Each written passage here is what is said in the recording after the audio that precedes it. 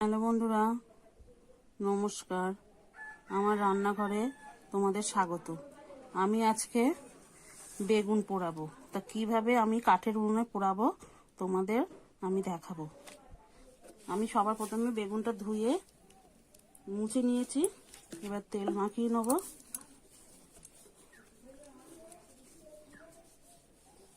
ভালো করে তেলটা আমি মাখিয়ে নিলাম। নিয়ে এরকম করে ছুরি দিয়ে একটু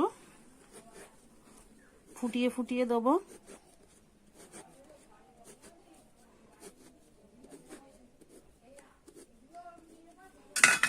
দেখেছো তো, আমি এইভাবে তেল মাখিয়ে একদম ফুটো ফুটো করে নিয়েছি চাকু দিয়ে। এবারে চলো উনুনে দেবো। দেখো বন্ধুরা, কাঠের উনুনের আগুনটা গন গন করছে। এই আগুনেতে আমি দিয়ে দেবো। কিছুক্ষণ হতে দেবো। বন্ধুরা দেখো, উল্টে দেবো। এক পিঠ আমার হয়ে গেছে,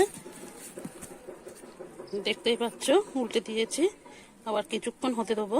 দেখো বন্ধুরা, আমার বেগুনটা কিন্তু পোড়ানো হয়ে গেছে। আমি এটা এবার তুলে নেবো।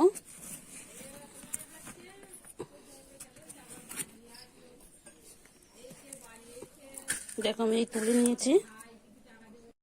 আমার কিন্তু বেগুনটা ভালোভাবে পোড়ানো হয়ে গেছে। দেখো, এবার এটা আমি ধুয়ে নেবো। বন্ধুরা, আমি এবার এইভাবে খোলা ছাড়িয়ে নেবো।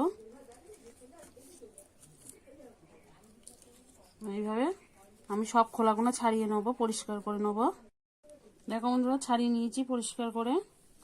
এবারে আমি এই জন্য ধনে পাতা, লবণ, কাঁচা লঙ্কা কুচি, পেঁয়াজ কুচি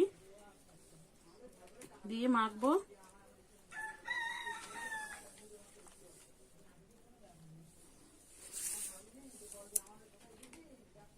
আমি সরষের তেল দিয়ে দেবো।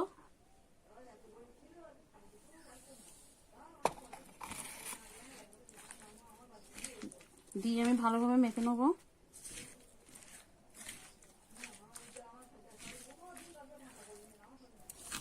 দেখো বন্ধুরা, আমার কিন্তু মাখা হয়ে গেছে, খুব সুন্দর।